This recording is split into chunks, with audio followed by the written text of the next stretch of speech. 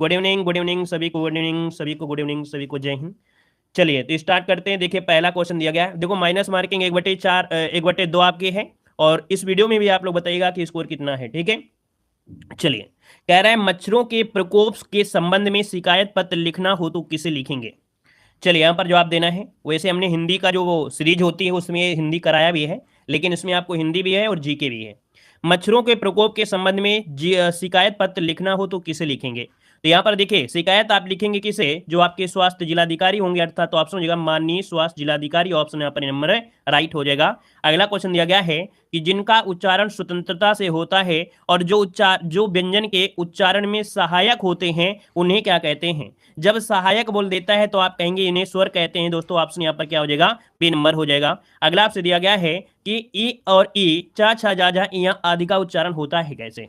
तो इन्हें जब आप बोलते हैं तो ये क्या होता है, जीभ आपकी तालू में लगती है, और जब तालू में लगती है तो आप कहेंगे ये आपके तालव्य से जुड़ा है। इसका मतलब ऑप्शन जो आपका है वो आपका सी नंबर है, राइट हो जाएगा। अगला, एक से अधिक वर्णों के मेल को कहते हैं। एक से अधिक वर्णों के मेल को क्या कहा जाता है। तो यहाँ पर क्या हो जाएगा, व्यंजन, क्योंकि एक से अधिक वर्ण बन जाएंगे तो यहाँ पर दोस्तों क्या हो जाएगा, व्यंजन हो जाएगा। और अगला क्वेश्चन दिया गया है कि निम्नलिखित शब्दों में से स्वर संधि को पहचानना है, स्वर संधि इनमें से कौन सी है। चलिए यहाँ पर सदगति है नहीं है, पुस्तकालय, पुस्तक धनालय है ना, पुस्तक धनालय पुस्तकालय, अर्थात यहाँ पर दीर्घ संधि आपकी यहाँ पर हो जाएगा, दीर्घ संधि हो जाएगा, ठीक है, ए नंबर बनेगा। अगला है गगनचुंबी इमारतें, यहाँ पर पूछा गया है गगनचुंबी अर्थात गगन को चूमने वाली, अर्थात इसमें विभक्ति का प्रयोग हुआ है, और जिस समास में विभक्ति का प्रयोग हो जाए वो आपका हमेशा तत्पुरुष समास ही होता है, ठीक है। आगे बढ़िएगा कि हमें अपशब्द नहीं बोलना चाहिए। यहाँ पर व्याकरण की दृष्टि से रेखांकित शब्द इनमें से क्या है। तो ये अपशब्द जो दोस्तों आपसे दिया गया है तो कहीं ना कहीं इसमें सिर्फ अंडरलाइन इसमें करना चाहिए अप में, ठीक है। तो ये अप करेंगे तब ये उपसर्ग इसका आंसर हो जाएगा, अंडरलाइन सिर्फ अप में आपको करना था। यहाँ पर आगे बढ़िए, क्वेश्चन दिया गया है, कह रहे अफसोस मैं नहीं जा सका, रेखांकित में से अव्यय का प्रकार बताना है। ये जो अव्यय है वो आपका क्या है, सभी को जय हिंद, सभी को जय हिंद। देखिए अफसोस जो आपका है इसमें से क्या कहेंगे, तो आप कहेंगे संबंध तो है नहीं है, लेकिन शोक सूचक यहाँ पर जरूर हो जाएगा कि अफसोस मतलब यहाँ पर अपने आप को शोक जताएगा कि बताओ मैं जा नहीं पाया है, बी नंबर है। अगला निम्नलिखित शब्दों में से तत्सम शब्द आपको चुनना है। तत्सम शब्द की अगर बात किया जाए तो यहाँ पर देखिए कोयल आपका होगा नहीं, क्योंकि कोयल होता नहीं है। कुक्कुर यहाँ पर आपका आंसर हो जाएगा। दूसरी हमने बताया था कि जब आधा अक्षर होता है तो कहीं ना कहीं ये दिमाग जरूर लगाइएगा कि कुक्कुर जो है तत्सम, इसका जो तद्भव होता है कुत्ता होता है। कोकिल आपका होता है क्या, ये तत्सम होता है, कोयल नहीं होता है ना। तो इसका जो आंसर है यहाँ पर आपका बी हो जाएगा। अगला आपसे दिया गया है निम्नलिखित शब्दों में से तद्भव शब्द को पहचानना है, और तद्भव शब्द इनमें से कौन सा है 10 नंबर में। तो दोस्तों यहाँ पर आलस जो दिया गया, आलस ये क्या है, तद्भव है, इसका होता है आलस से। क्या होता है, आलस से होता है, आलस से होता है। यहाँ पर दोस्तों हमारा दूसरे चैनल है, दूसरे चैनल पर भी वीडियो एग्जाम की तैयारी चल रही है, देख सकते हैं हिंदी के, रीजनिंग के भी, GK GS UP current affair आपकी क्लासें आपकी यहाँ हैं, जो कि हमारा दूसरा चैनल है यूपी SSC बाय देवसर पर। इस चैनल में अगर आप लोग जुड़े हैं तो आप लोग जरूर कमेंट करिएगा कि सर हम आपकी इस नए चैनल से जुड़े हुए हैं, और वहाँ भी तैयारी कर रहे हैं। देख सकते हैं वहाँ पर भी लगातार आपकी क्लासें यहाँ पर दी जा रही है, हिंदी की भी, आपकी यूपी जीके का बहुत ही बेस्ट आपके देखिए आपके ऑब्जेक्टिव क्वेश्चन के साथ साथ उसमें से थ्योरी भी आपकी कराई जा रही है। तो हमारे इस दूसरे चैनल जो आपका है, ठीक है, यूपी SSC बाय देव सर, लिंक भी दी गई है, या सर्च करके जुड़ सकते हैं। क्वेश्चन नंबर यहाँ पर देखो दिया गया है, निम्नलिखित शब्दों में से अर्ध तत्सम शब्द को पहचानना है। अर्ध तत्सम दोस्तों यहाँ पर होगा क्या, चलिए आज मालूम हुआ है आपको, तो कोई बात नहीं है, आज से तैयारी उसमें करिए, क्योंकि वहां पर तो क्लासें आपको मतलब डेली दी जा रही हैं, ठीक है। देखो कह रहे हैं निम्नलिखित शब्दों में से अर्ध तत्सम शब्द को पहचानना है, और अर्ध तत्सम की बात करें दोस्तों यहाँ पर दई है ना, क्या दिया है, दई, दई ये अर्ध तत्सम है दोस्तों, याद रखिएगा, ठीक है ना। यहाँ पर अगला क्वेश्चन दिया गया है, निम्नलिखित शब्दों में से विदेशी शब्द को पहचानिएगा।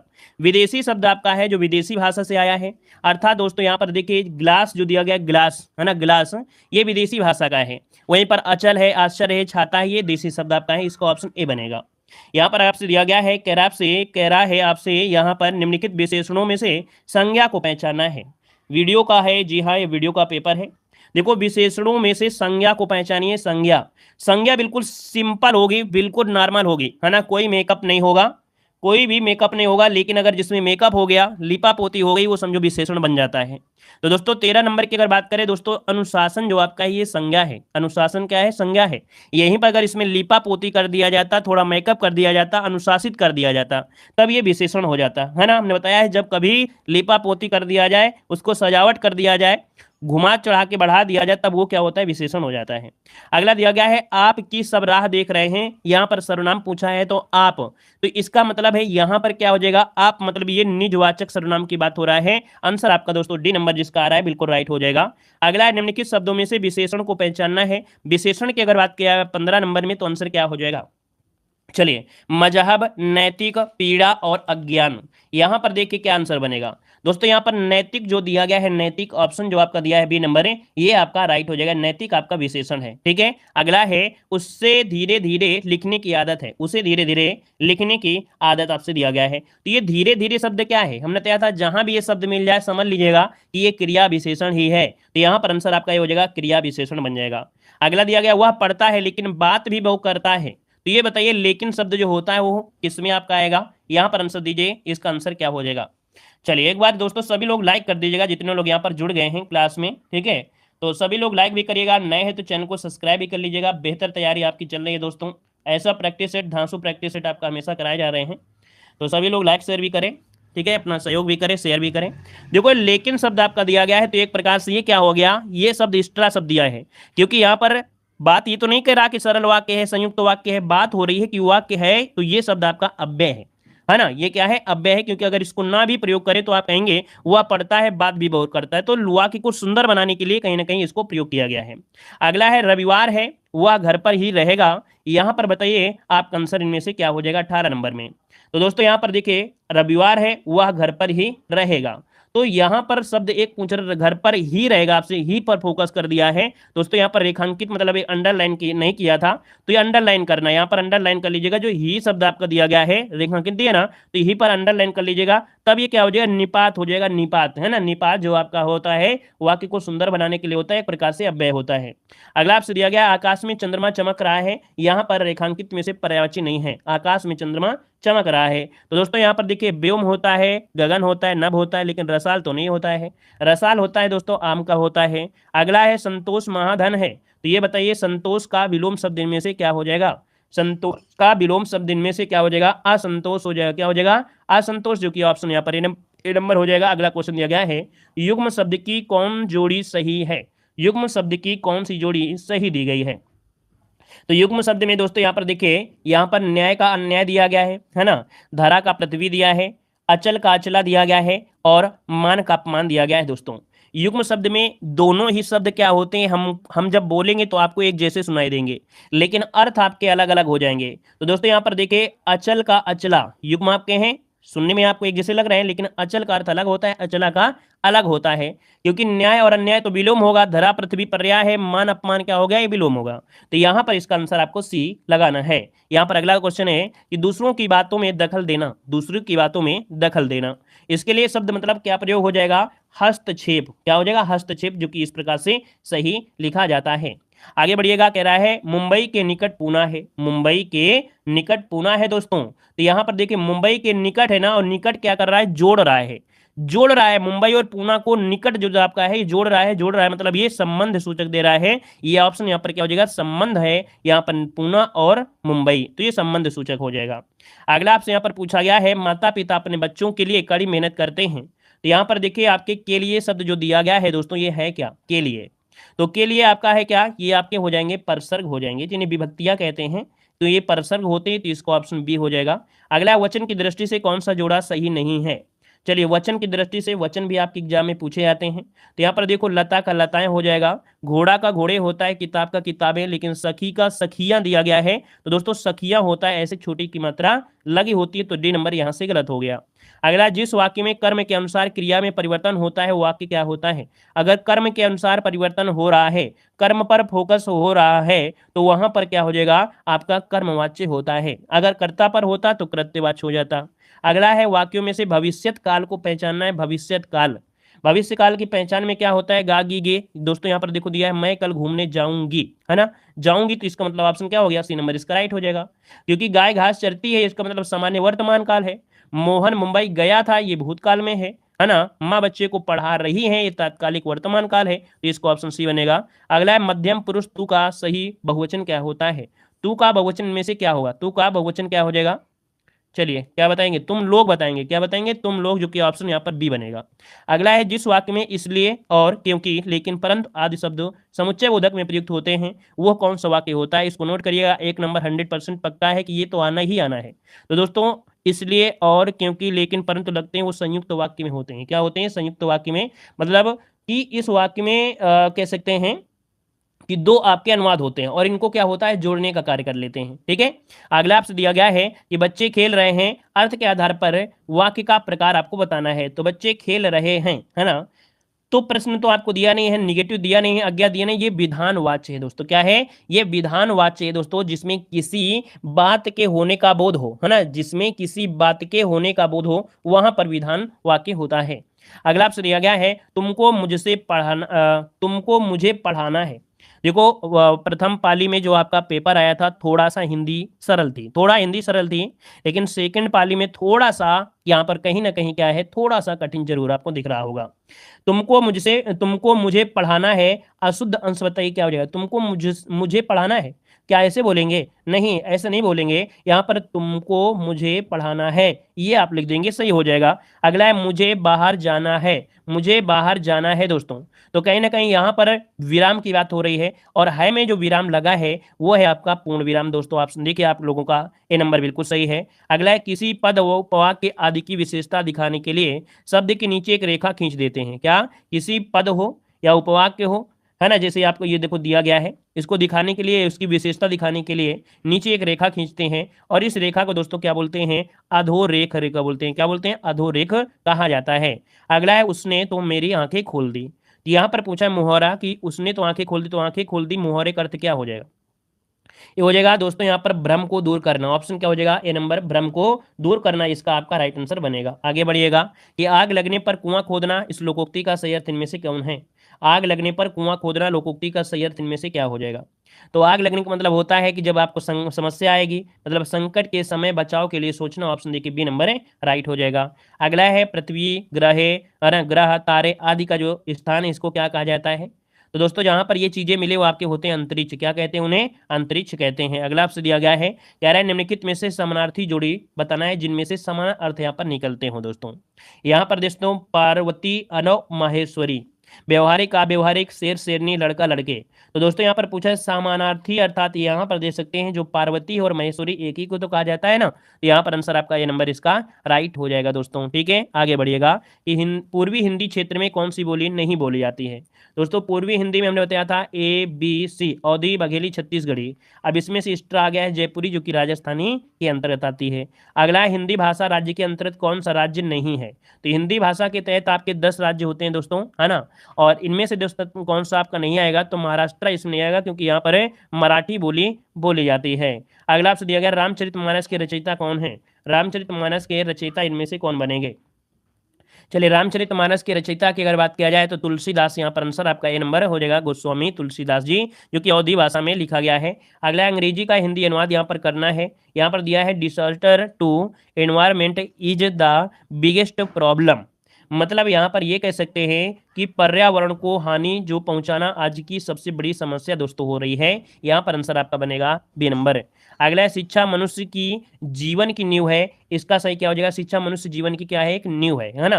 तो यहाँ पर कह देंगे कि education is the foundation of our life, मतलब आपसे यहाँ पर बी नंबर है, राइट हो जाएगा। और अगला आपसे यहाँ पर गद्यांश पूछा गया है। गद्यांश है हिंदी साहित्य के बारे में, हिंदी साहित्य इतिहास को 4 भागों में बांटा गया है, आदिकाल, भक्तिकाल, रीतकाल और आधुनिक काल।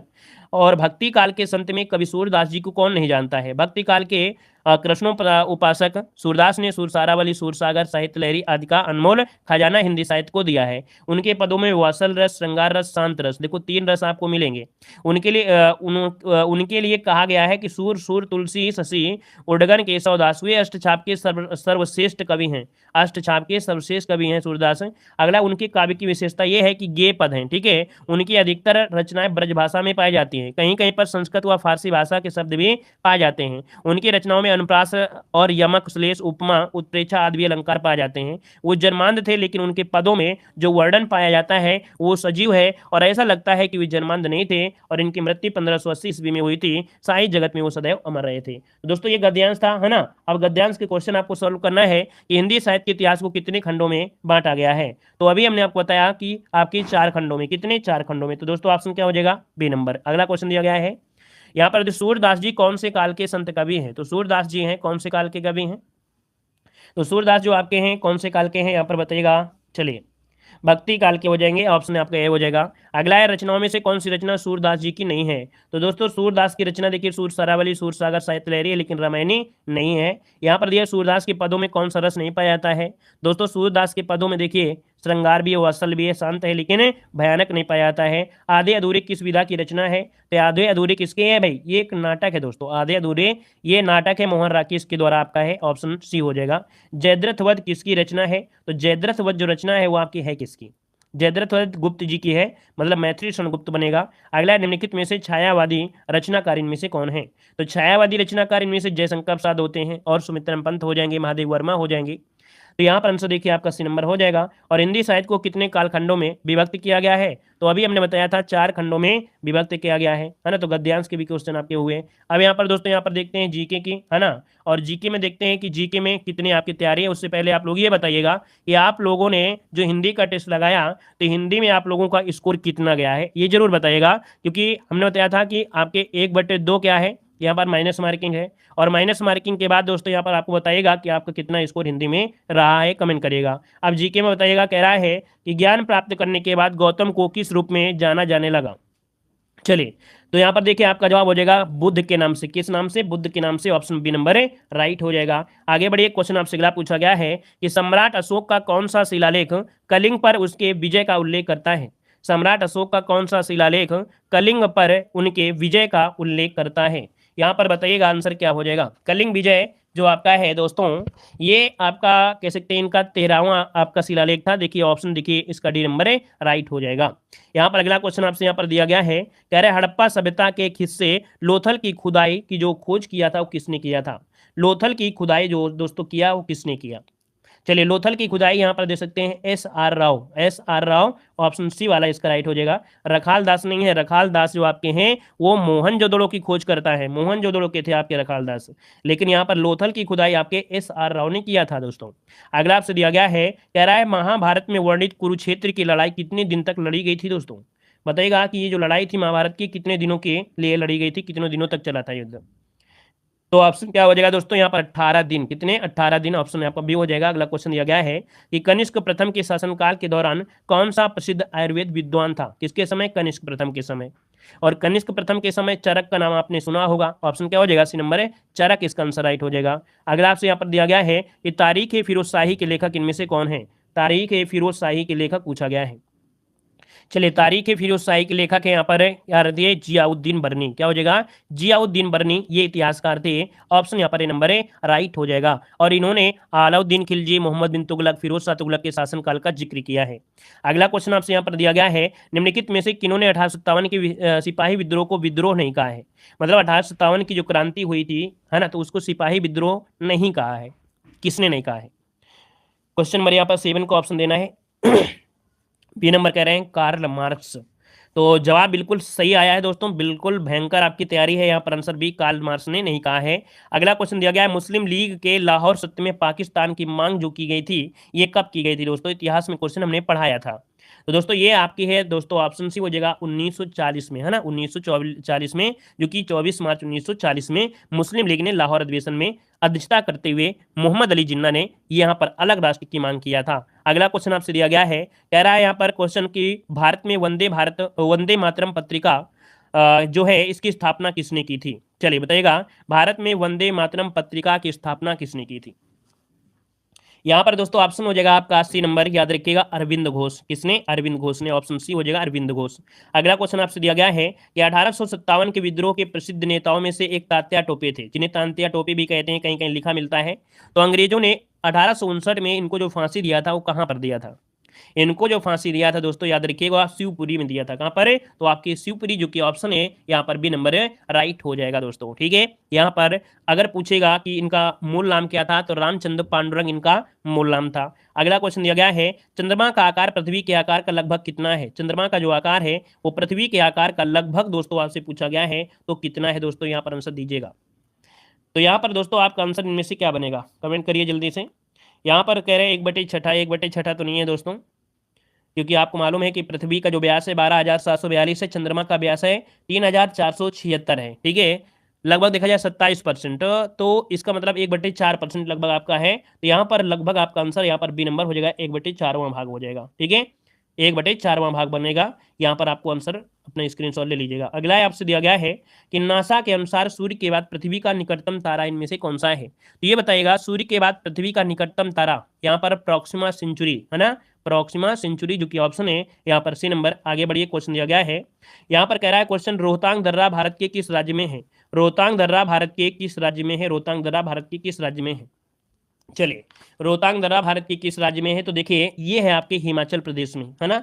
यहाँ पर रोहित बड़ा सिपकीला है, तो रोहतांग दर्रा, बड़ा लाचा दर्रा और सिपकीला दर्रा ये आपके हिमाचल प्रदेश में है। अगला क्वेश्चन यहाँ पर आपसे दिया गया है कि कौन सा जल कांड अंडमान निकोबार द्वीपों को अलग करता है? दोस्तों अंडमान निकोबार की अगर बात आती है तो आप तुरंत यहाँ पर जवाब देंगे कि जो 10 डिग्री चैनल है दोस्तों ये दोनों को क्या करता है? अलग करता है। आगे बढ़िए, क्वेश्चन दिया गया है पटाखा किस देश की मुद्रा है? दोस्तों पेट एग्जाम में क्वेश्चन आपका बहुत पूछा जाता है ना, मुद्राओं से रिलेटेड। तो पटाखा किस देश की मुद्रा है? 115 नंबर में हमने बताया था पटाखा दोस्तों ये है आपकी कहाँ की? तो आपके मकाऊ की है। कहाँ की है? मकाऊ की है, तो इसको ऑप्शन सी हो जाएगा मकाऊ। अब यहाँ पर दोस्तों देखो पनामा की मुद्रा है तो संयुक्त राज्य अमेरिकी डॉलर है, लाओस की लाओ की है, मैक्सिको की मैक्सिकन पेसो है। अगला आपसे दिया गया है कि भारत में दुनिया की कुल आबादी का लगभग कितना है? बताइए, भारत में दुनिया की कुल आबादी का लगभग कितना है? तो दोस्तों यहाँ पर देखिए आपका जवाब हो जाएगा लगभग 17% है ना, 17.5% लगभग आपका है। तो यहाँ पर आंसर आपका डी नंबर है, लगा देंगे। अगला आपसे यहाँ पर दिया गया है वह कौन सा सर्वोच्च पर्वत शिखर है जो पूरी तरह से भारत में स्थित है? चलिए, अच्छा क्वेश्चन है, बताइएगा कि वह कौन सा पर्वत शिखर है जो पूरी तरीके से भारत में स्थित है? यहाँ पर आंसर क्या हो जाएगा? चलिए भाई यहाँ पर 17 का ऑप्शन आ रहा है बी नंबर, नंदा देवी, नंदा देवी आ रहा है कुछ लोगों का जवाब। चलिए भाई, यहाँ पर नंदा देवी बिल्कुल सही जवाब आया है। यहाँ पर आंसर आपका जवाब नंदा देवी बिल्कुल सही आपका आंसर है दोस्तों। ठीक है ना। और यहाँ पर अगला क्वेश्चन दिया गया है, कह रहा आपसे क्वेश्चन कि नीलम संजीव रेड्डी भारत के राष्ट्रपति थे। नीलम संजीव रेड्डी भारत के राष्ट्रपति कौन से नंबर के थे? तो आपकी 6वें नंबर के थे दोस्तों, है ना, निर्विरोध आपकी चुने भी गए थे। इसको ऑप्शन आपका बी बनेगा। अगला क्वेश्चन आपसे यहाँ पर दिया गया है, कह रहा आपसे भारत के राष्ट्रपति द्वारा चरित्र को बदले बिना सजा की मात्रा को कम करना जो अनुच्छेद 72 है इसे क्या कहा जाता है? दोस्तों ऐसा ही सेम टू सेम हमने आपको पॉलिटी में सेम टू सेम क्वेश्चन यहाँ पर पढ़ाया भी है। तो भारत के राष्ट्रपति द्वारा चरित्र को बदले बिना सजा की मात्रा को कम करना अनुच्छेद 72 को कहा जाता है। यहाँ पर जो आपका आंसर है दोस्तों इसे कहते हैं क्षमादान। क्या बोलते हैं? सी नंबर, क्षमादान इसका आंसर है, राइट हो जाएगा, क्षमादान कहा जाता है। अगला आपसे पूछा जाता है कि भारतीय संविधान के किस अनुच्छेद के तहत उपराष्ट्रपति का चुनाव होता है? दोस्तों उपराष्ट्रपति की चुनाव की बात कर रहा है ना, तो उपराष्ट्रपति की जब चुनाव की बात करता है तब आपका आंसर यहाँ पर हो जाएगा सी नंबर, अनुच्छेद 66। क्या हो जाएगा? 66। अब कुछ लोग जल्दीबाजी में क्या होते हैं, वो लोग 63 लगा देंगे, 63 में उसके पद का उल्लेख किया गया दोस्तों। ठीक है ना, तो यहाँ पर जो आंसर है यहाँ पर आपका सी नंबर है, राइट हो जाएगा। यहाँ पर किसी कमेंट आया है कि सर उसका जवाब कंचनजंगा होगा, और आपको मालूम है कंचनजंगा जो आपके सिक्किम में है और नेपाल के साथ लगी हुई है। ठीक है, कंचनजंगा विश्व की तीसरी और भारत की सबसे ऊंची चोटी है, और ये भारत नेपाल की सीमा पर है। क्वेश्चन दिया गया था पूरी तरह से, ठीक है, क्वेश्चन को समझिएगा। यहाँ पर आगे बढ़िए, क्वेश्चन आपसे अगला पूछा गया है, भारतीय संविधान का भाग सेकंड किससे संबंधित है? भारतीय संविधान का भाग जो सेकंड है वो किससे संबंधित है? चलिए भारतीय संविधान का जो भाग सेकंड है किससे संबंधित है? चलिए, कुछ लोग तो पुराने स्टूडेंट हैं, लेकिन पुराने स्टूडेंटों का जो कॉन्फिडेंस है वो बन ही नहीं रहा है, पता नहीं क्यों, शायद थ्योरी नहीं पढ़ते हैं, और थ्योरी नहीं पढ़ोगे तो फिर सफलता नहीं मिलेगी दोस्तों। टेस्ट पेपर से ही जिंदगी नहीं व्यतीत होगी, जब तक थ्योरी नहीं पढ़ोगे तब तक सफलता नहीं हासिल होगी, और थ्योरी के साथ जब टेस्ट लगाओगे तभी सफलता मिल सकती है। ठीक है, चाहे देखो भाग सेकंड जो आपका है, भाग सेकंड है आपके नागरिकता से जुड़ा है, इसका ऑप्शन आपका ये नंबर है, राइट हो जाएगा नागरिकता। अगला क्वेश्चन दिया गया है, कह रहा आपसे कौन सी अनुसूची के तहत, कौन सी अनुसूची के तहत अनुसूचित क्षेत्रों और अनुसूचित जनजातियों के प्रशासन नियंत्रण के लिए प्रावधान किया गया है। तो अनुसूचित क्षेत्र है और अनुसूचित जनजाति क्षेत्र के उनके प्रशासन और उनके नियंत्रण के बारे में वो जो कहा गया है कौन से आपके अनुसूची में कहा गया है। दोस्तों यहाँ पर आंसर जो आपका है वो आपका बी हो जाएगा, यहाँ पर पांचवी अनुसूची। अच्छा ईमानदारी से बताइएगा दोस्तों, जितने लोग हैं या जितने लोग इस वीडियो को देख रहे हैं, तो ये बताइएगा कि ईमानदारी से आप लोग दिन में कितना घंटा पढ़ते हैं, वो भी यूट्यूब को छोड़कर कितने घंटे पढ़ते हैं।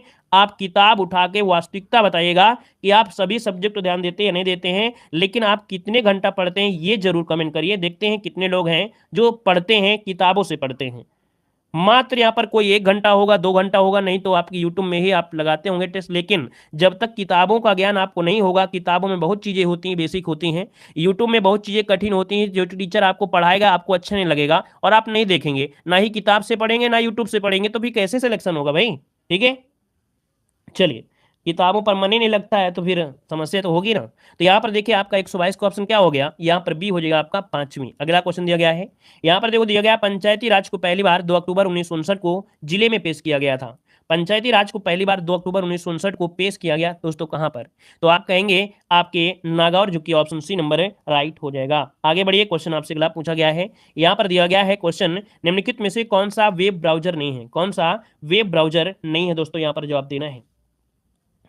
यहाँ पर देखिए वेब ब्राउजर नहीं है 124 नंबर में, 124 का ऑप्शन यहाँ पर ये नंबर हो जाएगा गूगल दोस्तों, है ना। ये आप वेब ब्राउजर नहीं है। वेब ब्राउजर एक सॉफ्टवेयर प्रोग्राम होता है और वेब ब्राउजर को मुख्य रूप से इंटरनेट पर वेबसाइट को प्रदर्शित करता है और एक्सेस करने के लिए उसका उपयोग किया जाता है। आगे बढ़िए, क्वेश्चन आपसे अगला पूछा गया है, यहाँ पर दिया गया है कि निम्नलिखित में से कौन सा अस्थायी मेमोरी या अस्थायी मेमोरी जो आपकी है ना इसे के रूप में जाना जाता है दोस्तों। चलिए 125 नंबर जो दिया गया है, तो यहाँ पर जो आपकी अस्थायी है ना, ये आपकी होती है रैम। और ये क्वेश्चन आपके दोनों शिफ्ट में पूछा गया था, ये जो क्वेश्चन आपके दोनों शिफ्ट में भी पूछा गया था। अगला क्वेश्चन आपसे पूछा गया है, यहाँ पर आपसे क्वेश्चन दिया गया है कि 1 गीगावाट कितने मेगाबाइट बाइनरी के बराबर होता है। चलिए भाई, यहाँ पर आंसर जो आपका दिया है, यहाँ पर आंसर राइट क्या हो जाएगा। यहाँ पर देखिए आपका 1 गीगाबाइट कितने मेगा बाइनरी के बराबर होता है, कितने मेगाबाइट बाइनरी के, तो ऑप्शन ये हो जाएगा 1024। इसका आंसर आपका ए नंबर बनेगा। और अगला क्वेश्चन दिया गया है, कह रहा है कि माइक्रोसॉफ्ट वर्ड में टैब में सबसे अधिक उपयोग की जाने वाली जैसे कि फॉन्ट और फॉन्ट विशेषता को बदलने, अनुच्छेदों को अनुकूलित करने, शैलियों को उपयोग करने, पाठ को ढूंढने और बदलने के लिए एक उपकरण की विशेषता होती है दोस्तों। ये उपकरण होता है, इसे बोलते हैं होम दोस्तों। ठीक है, यहाँ पर आंसर आपका ये नंबर लगाइएगा, ये आपका होम टैब होता है जो कि सबसे अधिक उपयोग किया जाता है। साइड में ओपन कर लेते हैं और जो भी आपको करना है उसी से करते हैं। आगे बढ़िए, क्वेश्चन आपसे अगला पूछा गया है, कह रहा है 1943 में जे.डब्ल्यू. माचली और जे. प्रोफेसर इकर्ट द्वारा बिना किसी भी यांत्रिक हिस्सों के बनाया गया पहले कंप्यूटर को क्या कहा गया। देख सकते हैं कैसे क्वेश्चन आपके हैं, कंप्यूटर का महायोगदान है, कम से कम 4 से 5 क्वेश्चन कंप्यूटर के भी हैं। तो दोस्तों यहाँ पर आंसर आपका हो जाएगा इन्हीं कंप्यूटर था। क्या था भाई, इन्हीं कंप्यूटर, जिसका जो आंसर है यहाँ पर ये नंबर है राइट हो जाएगा इन्हीं का। आगे बढ़िए, क्वेश्चन आपसे अगला पूछा गया है, कह रहा है उत्तर प्रदेश में कौन से शहर को चर्मोद्योग की राजधानी के रूप में जाना जाता है। उत्तर प्रदेश में कौन से शहर को चर्मोद्योग की राजधानी के रूप में जाना जाता है, तो दोस्तों ये है आपका कानपुर। कौन है, कानपुर। इसका आंसर लगाना है, यहाँ पर आपको बी नंबर लगाना है, आगरा मत लगाइएगा। अगला आपसे दिया गया है कि दिवाली के दौरान बुंदेलखंड के अहिर समुदाय द्वारा कौन सा नृत्य किया जाता है। चलिए यूपीजी के कह रहा है दिवाली के दौरान बुंदेलखंड के अहिर समुदाय द्वारा कौन सा नृत्य किया जाता है। दोस्तों 130 नंबर की अगर बात किया जाए तो आंसर आपका हो जाएगा बी, ये पाई डंडा नृत्य होता है दोस्तों। कौन होता है, पाई डंडा नृत्य होता है दोस्तों, याद रखिएगा पाई डंडा नृत्य। आगे बढ़िए, क्वेश्चन आपसे अगला पूछा गया है कि सफेद धागे का उपयोग करके कपड़े पर की गई कढ़ाई को क्या कहते हैं। सफेद धागे का उपयोग करके कपड़े पर कढ़ाई जो की जाती है दोस्तों, उसे कहते हैं क्या, चिकनकारी कहते हैं। चिकनकारी जो कि आपके लखनऊ आपका प्रसिद्ध है। कौन, लखनऊ आपका प्रसिद्ध है।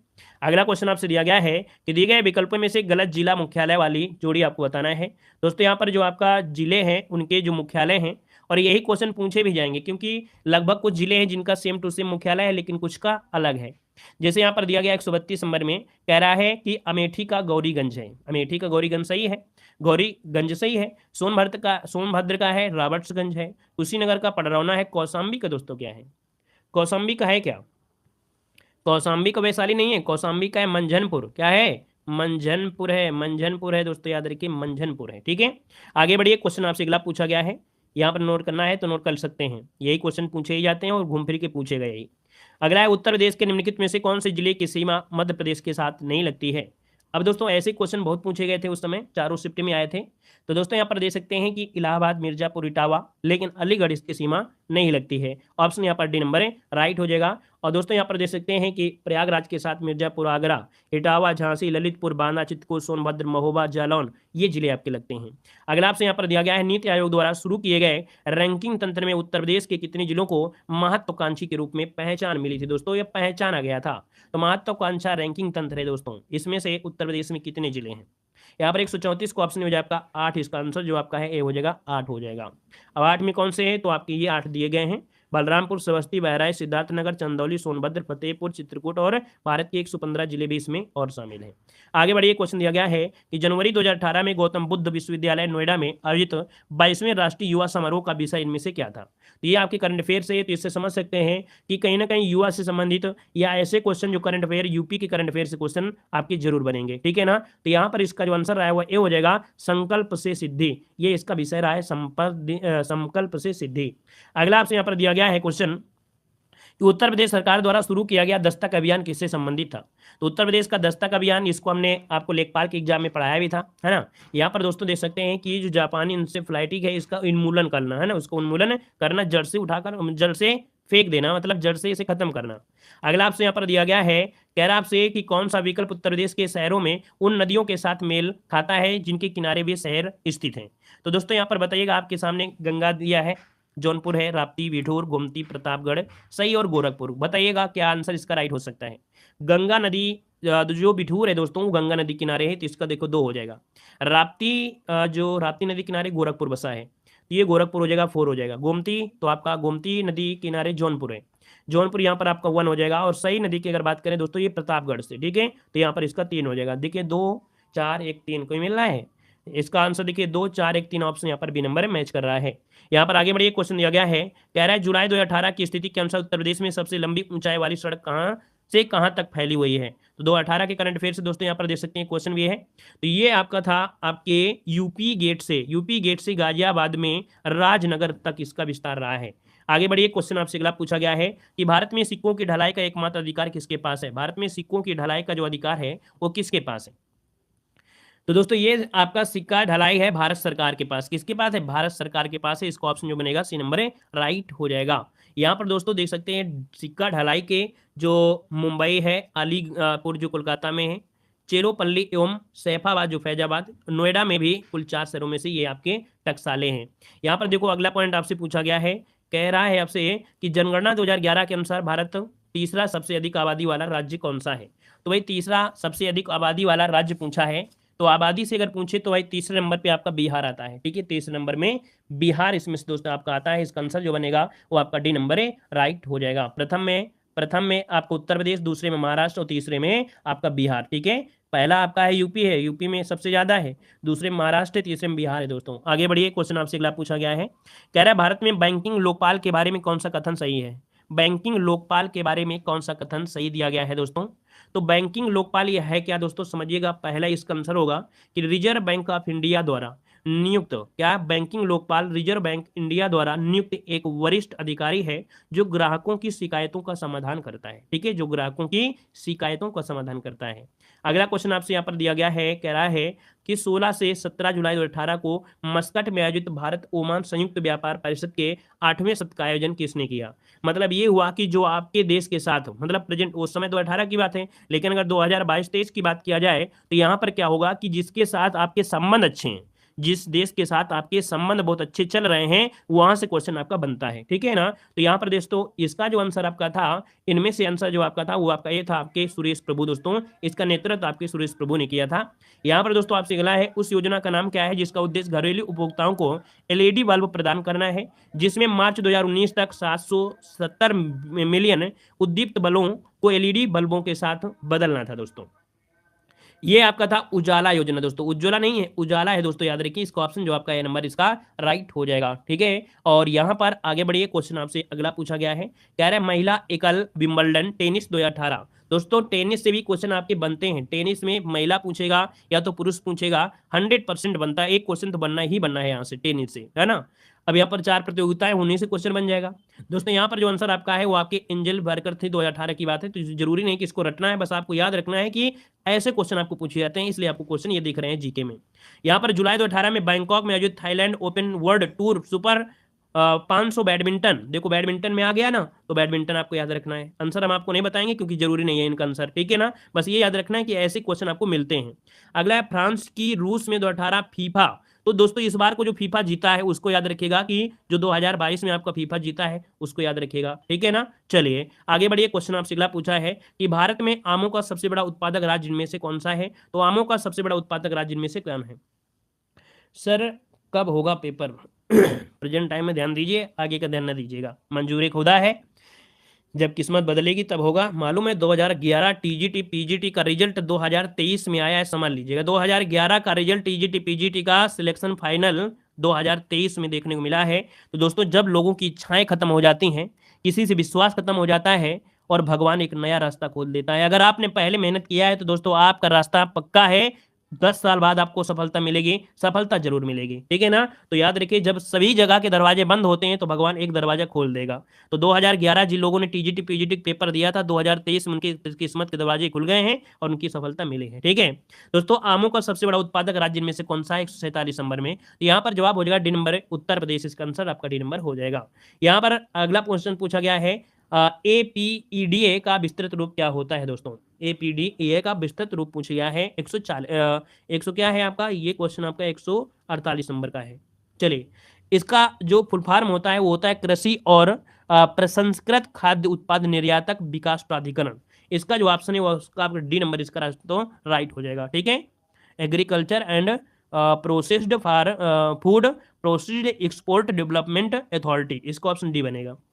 अगला क्वेश्चन दिया गया है, कह रहा है आपसे यहाँ पर किसानों को लाभ पहुंचाने के लिए कृषि उपज के सहकारी विपणन को बढ़ावा देने के लिए उद्देश्य किस को स्थापित किया गया है दोस्तों। तो यहाँ पर दोस्तों किसानों को लाभ पहुंचाने के लिए है, यहाँ पर आपका ये हो जाएगा नेफेड की स्थापना, इसका फुल फॉर्म ही पूछ लेता है दोस्तों, नेफेड का फुल फॉर्म पूछता है, तो ये भी याद रखिए और यहाँ पर योजना भी याद रखना है। और अगला क्वेश्चन आपसे यहाँ पर दिया गया है 50 नंबर में कि कृषि के ग्रीन हाउस का एक तरीका जहां उन्नत ग्रीन हाउस प्रौद्योगिकी जैसे कि हाइड्रोपोनिक्स और एरोपोनिक्स का उपयोग करके शहरों में बहुमंजिला इमारतों के अंदर वाणिज्यिक रूप से व्यवहारिक या व्यवहार फसलों की खेती की जाती है। तो दोस्तों यहाँ पर देख सकते हैं हाइड्रोपोनिक्स है और एरोपोनिक्स, ये दोस्तों आपका है, इसका आंसर हो जाएगा लंबवत खेती इसे कहते हैं, क्या बोलते हैं, लंबवत खेती बोलते हैं दोस्तों, ठीक है। यहाँ पर हाइड्रोपोनिक्स जैसे आप मंजिला आपने देखा बहुमंजिल बनी होती हैं और उसमें से क्या बने होते हैं तो उसको लंबवत खेती करते हैं, जहाँ पर ये चीजें होती हैं। एरोपोनिक्स हो हाइड्रोपोनिक्स तो लंबवत रूप से आपने कई जगह देखा भी होगा, यूट्यूब में एक वीडियो भी देखा होगा कि जिसमें से क्या है किसान रहता है तो वो पानी की नालियों के ऐसे पाइप बना देता है, इसके बाद उसमें पौधों को लगा देता है, उसमें करता है। तो दोस्तों इसे हम लोग बोल देते हैं लंबवत खेती कहा जाता है, ठीक है। हाँ तो दोस्तों यहाँ पर देखिए आपके पूरे के पूरे क्वेश्चन आपके कंप्लीट होते हैं और साथ में हमने बताया है कि बेहतर और तैयारी करना है दोस्तों, अगर कम तैयारी आपकी है और वैसे हम तैयारी आपको करा ही रहे हैं तो आप लोग हमारे ऐप से जुड़ सकते हैं। हमारा ऐप है देव जीके ट्रिक्स, कुछ वहाँ पर फ्री पीडीएफ भी आपकी हैं, कुछ फ्री वीडियो भी आपके हैं। और अगर आपको यहाँ पर देखिए जो आपकी पीडीएफ आपकी है यूपी जीके की हो या हमारी जीके की वीडियो पीडीएफ हो या हिंदी की पीडीएफ हो दोस्तों, ऐसी बेहतर तरीके से आपकी बनाई गई है कि अगर आप लोग कोर्स ले लेते हैं दोस्तों तो ये समझिए हिंदी में 45 के नीचे तो आना ही नहीं है, ठीक है। और जीके में भी बहुत बेहतर तरीके से यहाँ पर आपकी बनाई गई है, जो कि आप देख सकते हैं 5000 क्वेश्चन आपके हैं 99 रुपए में मात्र हैं। और यहाँ पर यूपी जीके भी आपके objective question complete theory 700 question आपके दिए गए हैं ऑब्जेक्टिव क्वेश्चन, इससे ज्यादा आपकी यूपी जीके आएगी ही नहीं, सब कुछ इसी में आएगा। तो आप लोग हमारे ऐप को डाउनलोड करिए, ठीक है। और कुछ फ्री पीडीएफ है उनको भी पढ़िए, कुछ फ्री वीडियो है उनको भी देखिए। और अगर आपको थोड़ा बहुत पैसा लगाना है, अगर आपको लगता है कि जो पीडीएफ का प्राइस है एक चॉकलेट के बराबर है या एक दिन खाना के बराबर है, तो ना घूम करके है ना इधर उधर ना खर्चा करके एक दिन अगर आप बचा लेंगे अपने पैसे उतना बाद लगे रहिए, सफलता मिलेगी।